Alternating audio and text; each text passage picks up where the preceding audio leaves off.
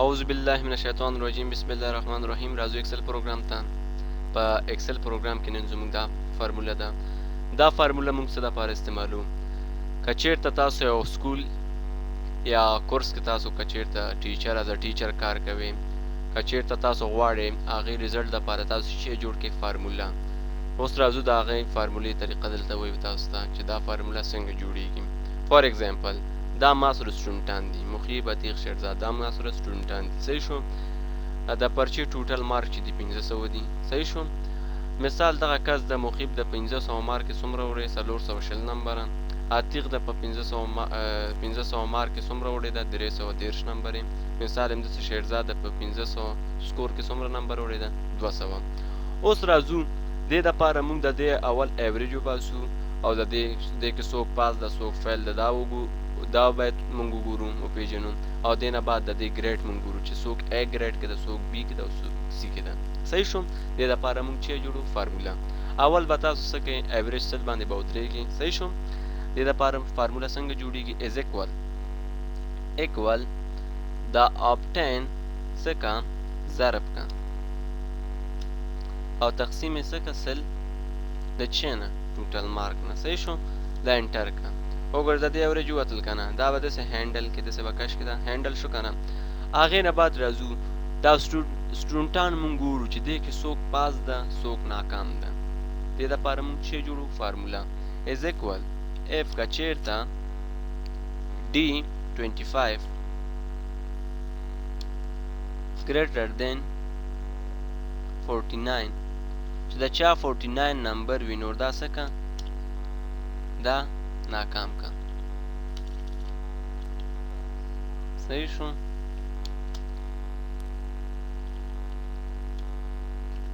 نه د دې دا مطلب ده که نه که د چا 49 سکور وي نو دا موږ ته چې کوي ناکام کوي پاس کوي نه. صحیح شو؟ دا دې دپاره استعمالیږي. اب انټر کې از اکول اف D25 49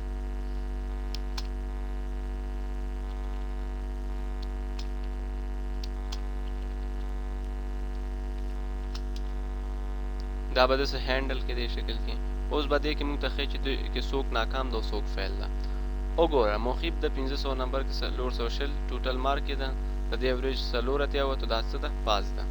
او د دې وګوره شیرزاد د 1500 نمبر کې 200 وړې ده 40 ایوریج یې وته دا څه ده؟ فیل ده.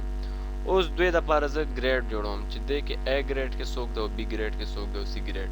دا څنګه جوړیږي؟ په دې خانه به ودرېږي تاسو په ګریډ خانه کې از اکول F D25 greater than 90 د چا چې 90 نمبر یې وي نو دا څه که په ګریډ A کې راوړه. صحیح شو؟ F که چیرته D25 greater than 80 وي نو څه وکړه دا به B ګریډ کې راوړه. F که چیرته D25 greater than 60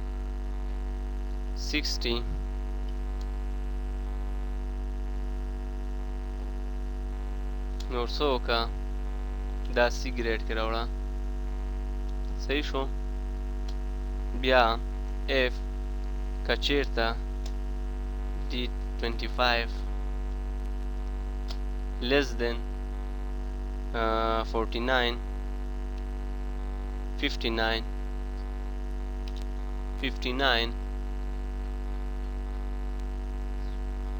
کاما کوټیشن نور څه وکړه دا نو ګریډ دلته اورلو لیکه نو ګریډ.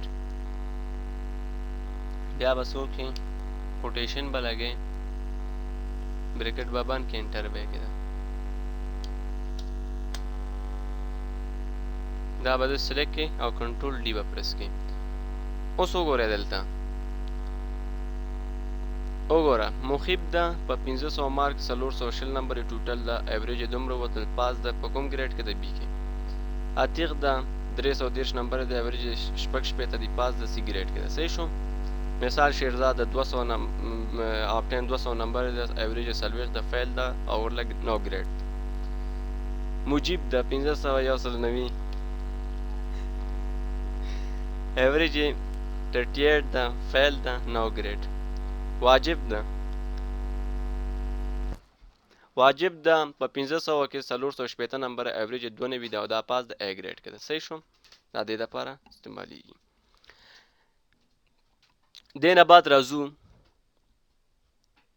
دویمه فارموله وایو دی کې چې دا فارموله څه دپاره استعمالېږي دا فارموله مونږ ته مثال مونږ یو دکان کې کار کوو یا زمونږ خپل یو دکان یا هغې دپاره فارموله جوړو مونږ چې څنګه فارموله جوړو د ګټ او تاوان دپاره مونږ چې جوړو فارموله جوړو دا فارموله څنګه جوړیږي تاسو به داسې چل وکړئ دلته به ودرېږئ په دې ریزلټ باندې صحیح شو په دې به په ریزلټ باندې به په ریزلټ سیل باندې به ودرېږئ is equal if d31 greater than دلته به 0 کاما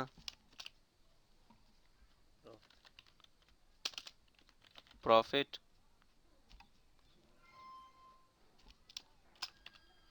بیا if d31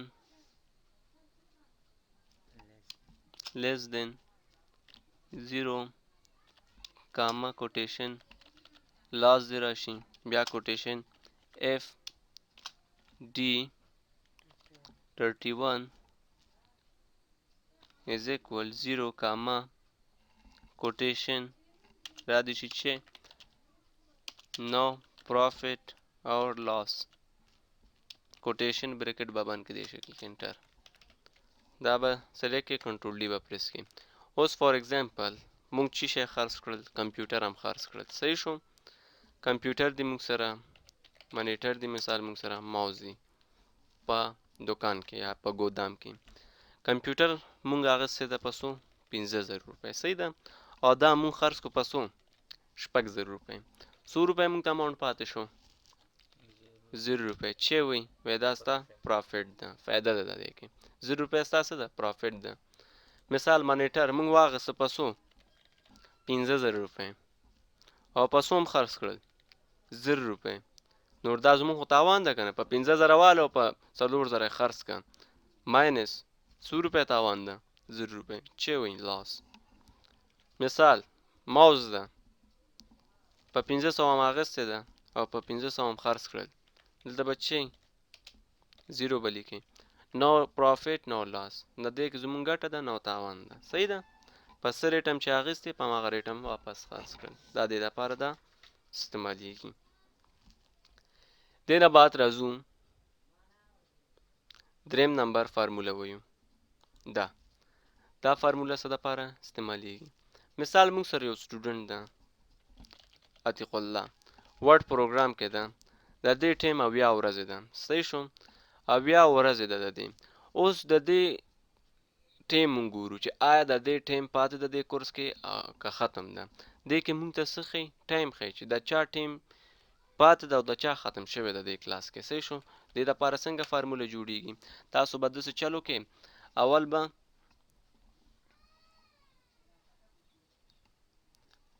اول به end date ته به راشئ په end date کې به is equal د ډیوریشن جمع کړه شی سره start date سره صحیح شو start date انټر به کړئ دا فارموله جوړ شو بیا راځو دویم فارمولې ته دلته ولیکئ today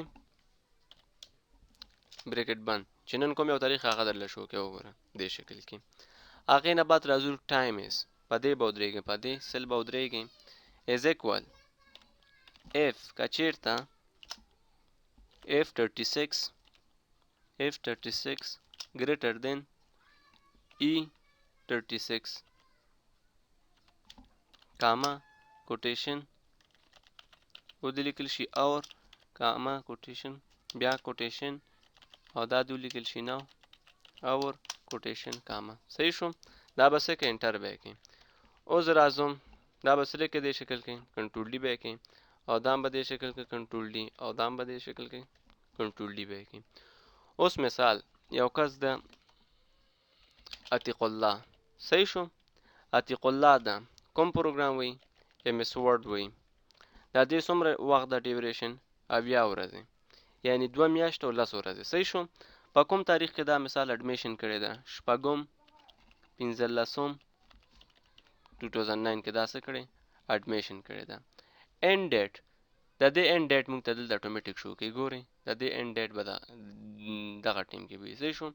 او current date موږ سره فور ایگزامپل اوس د 11/2009 وایي د دې ټیم څه ده؟ اور نه ده. صحیح شو. اوس راځو دلته مثال شیرزاد ده کوم پروګرام ده؟ ایډوانس انټرنیټ وایي. ډیوریشن یې څومره ده؟ 60 ورځې دي، یعنی 2 میاشتې دي. صحیح شو. 2 میاشتې دي. په کوم تاریخ کې دا سټارټینګ اخیستې ده؟ مثال شپږم شلم 2009 کې دا سټارټ اخیستې ده. صحیح شو. او اوسنی کرنټ ډیټ موږ سره څه ده؟ 11/11/2009. د دې ټیم هم وایي چې ده اور نه ده. صحیح شو.